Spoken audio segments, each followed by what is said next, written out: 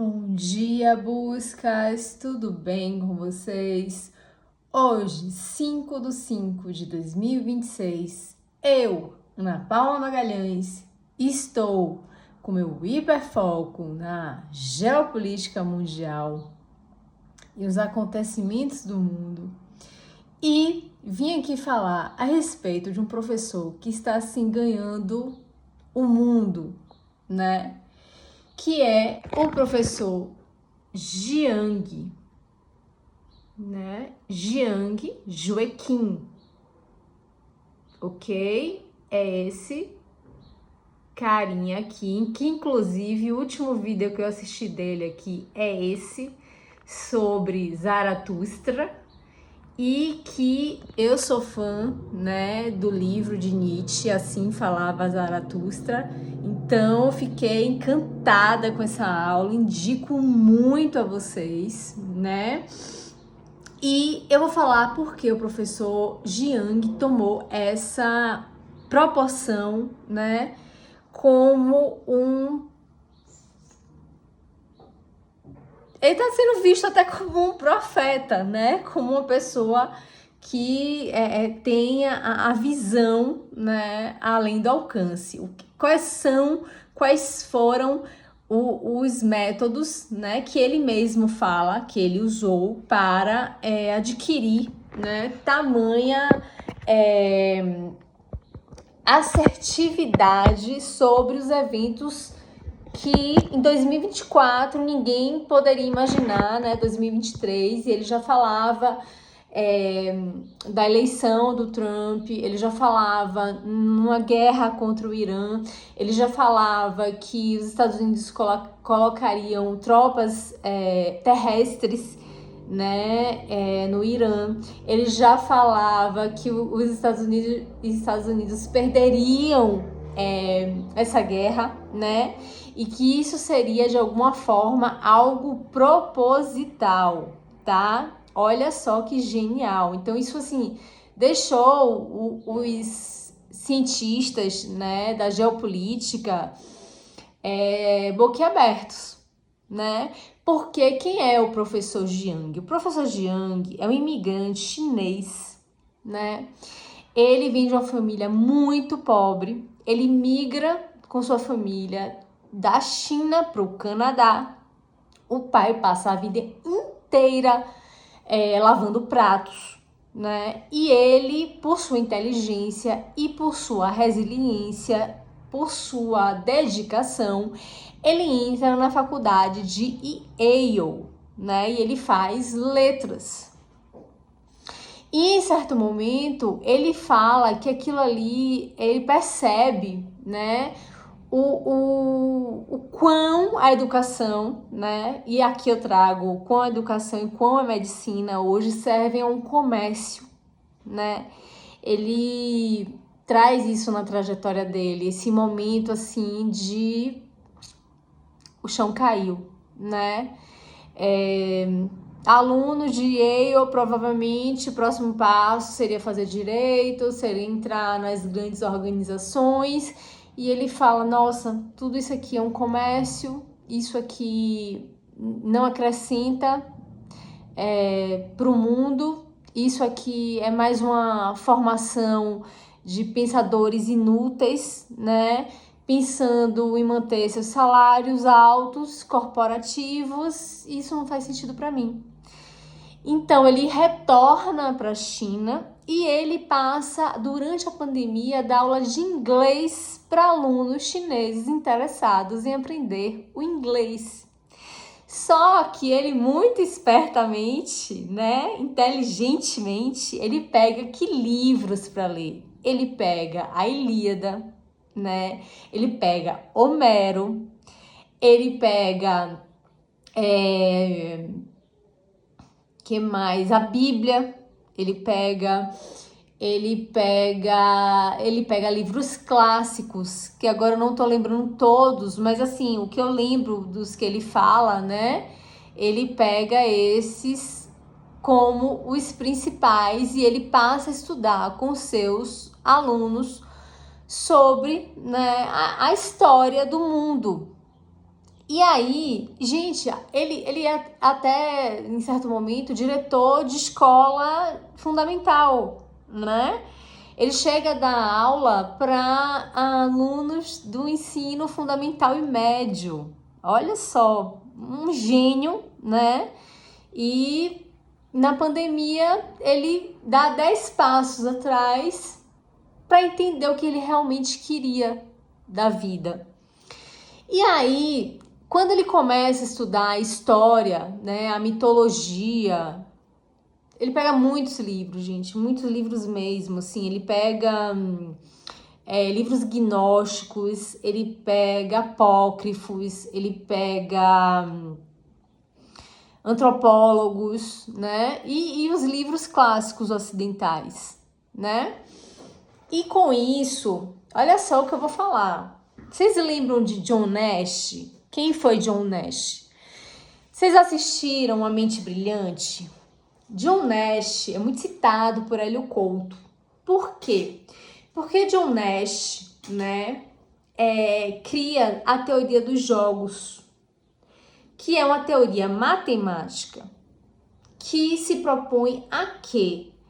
Se propõe a compreender a estrutura de uma situação para um combate ou um conflito ou alguma disputa através da estratégia, sendo que a principal estratégia é o conhecimento profundo dos seus jogadores, né? Então, isso é a teoria dos jogos, porque quando a gente fala teoria dos jogos, parece até uma coisa meio infantil, né? Parece que a gente tá falando de videogame, não. John Nash, inclusive, ganhou um Nobel. Para quem assistiu Mente Brilhante, eu recomendo o filme até como um filme de psiquiatria. John Nash tinha um transtorno delirante, né? John Nash, ele ouvia vozes. No filme, pelo menos, relata, né? Claro que no filme relata ele conversando com a menininha aparece para ele, mas não é alucinação visual que ele tem alucinações auditivas e alucinações com um homem também. Ele conversa, né, como uma menininha e sempre com um homem. E John Nash é um professor da universidade e ele é tratado como esquizofrênico, olha que interessante, né? E esse carinha ganhou o Nobel de Matemática e ele cria a teoria dos jogos, né? E quem usa a teoria dos jogos para desvelar, né? O que a gente passa e vai passar daqui para frente, professor Jiang Joaquim, né? E eu acho interessante, né, muitas pessoas da teoria da conspiração dizendo que ele é um infiltrado, que ele é um infiltrado chinês, um espião. Gente, ele é um professor que entendeu, né? Ele entendeu que ele precisa conhecer a mitologia, a arqueologia, a antropologia, a história da humanidade, como pensam os povos, para entender a motivação de suas guerras, a motivação das suas decisões, né? E aí, e ele também usa o passado, né? E conta que usa o passado como um aprendizado para novos ciclos, porque ele fala também na repetição dos ciclos da história, né? Então ele faz essas duas uniões da teoria dos jogos de John Nash e do conhecimento histórico, né, da humanidade, para assim entender o que acontecerá no futuro. Olha que interessante, é muito bonito isso, né? E uma coisa que ele traz que é muito bonita e que esse vídeo de Zaratustra ele pede desculpas, porque ele fala assim: nos outros vídeos eu falei que o cristianismo foi a primeira religião monoteísta e eu acabei de descobrir que o zoroastrismo foi a primeira religião monoteísta, né? Ele tem uma postura de uma humildade, de uma beleza diante dessa humildade, né? E de escutar a pergunta de seus alunos e de compartilhar essas aulas, e os alunos leem os trechos e ele vai desvendando, né? E ele traz a possibilidade de uma intenção, de uma redução populacional, né, daqui para frente, por conta de toda a questão do Estreito de Hormuz, e que isso interessa sim aos Estados Unidos, que quem tá achando que Trump tá fazendo por fazer, por raivinha, porque quer mostrar poder, não é isso, é extremamente estratégico, né? Então ele explica tudo isso, porque em algum momento isso vai fazer sentido para os Estados Unidos, né? Essa escassez que o mundo vai viver na sua produtividade, nos seus recursos, na sua cadeia produtiva, porque isso de alguma maneira futuramente irá beneficiar os Estados Unidos. Mas o professor Jiang, ele na geopolítica, ele não tem talvez as informações que alguns outros professores, né? E aqui eu vou citar até um, que quem gosta de geopolítica, procure o canal Checkmate Global do professor Luiz Antônio Peixoto do Vale, e que ele cita, né, os mísseis hipersônicos russos, ok? E o professor Jiang, ele se detém muito mais à escatologia e o pensamento dos povos para entender e compreender essa movimentação no tabuleiro geopolítico, né? Então eu queria trazer aqui uma recomendação para vocês de canais, né? E de mestres que são incríveis, são geniais, né? Professor Luiz Antônio Peixoto do Vale, eu já sigo há mais de 10 anos, tá? É um cara que, para mim, ele não tem informações só deste plano, para quem entende, entenderá, né? Eu acho que ele tem informações, né? Além, né, dos 5 sentidos, né, da intuição. E o professor Jiang vinha aí com esse trabalho lindo de explicar o que é a ideia do grande Israel, por que Israel, né, quer todo esse ataque ao Líbano e alguns países específicos, a Gaza, o porquê os Estados Unidos seguem essa ordem, né, para essa cooperação com esse pensamento de Israel, como o Trump entra nessa escatologia, como as novilhas vermelhas que serão sacrificadas para criar o terceiro templo, né? Que, na verdade, os sionistas não veem Jesus Cristo como Messias. Para eles aguardam ainda o Messias através da construção desse terceiro templo, que tem que ter o sacrifício das novilhas vermelhas, que são novilhas boi, né? São boizinhos novinhos, e tem que ter esse sacrifício e toda essa ritualística. E por quê, né? Ele explica nos mínimos detalhes, né, através da escatologia, né, que é o que é a escatologia. A escatologia através do Apocalipse, é a revelação, é o desvelamento, né, através das crenças de cada povo, né? Isso é escatologia.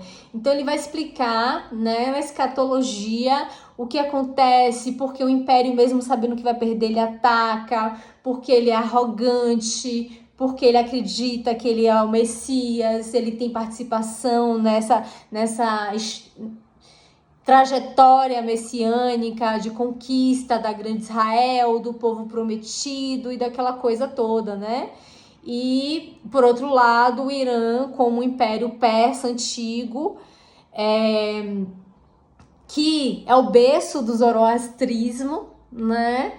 E que traz como Alá o seu único Deus e que todo esse construto de agressão ao Oriente Médio que os Estados Unidos vem fazendo há décadas só fez conglomerar, né, aglutinar mais ainda o povo a sua escatologia. E aí a sua escatologia é o quê? É ser resistente ao que eles chamam de demônio, né? Para quem não sabe, o Irã vê o Império Americano como um grande demônio, diabo, Satã, né? É a própria representação satânica para o Irã. E isso reúne o povo em torno dessa crença escatológica de necessidade de resistência, ok? Mas, na verdade, aqui eu não tô aqui para explicar a geopolítica, eu tô aqui mais para indicar esses canais e falar de John Nash, e falar da teoria dos jogos e fazer um link com outro, né? E indicar para vocês boas referências de boas informações, ok? Buscas. Homens e mulheres de ouro, sejam. Eu sou. Até a próxima.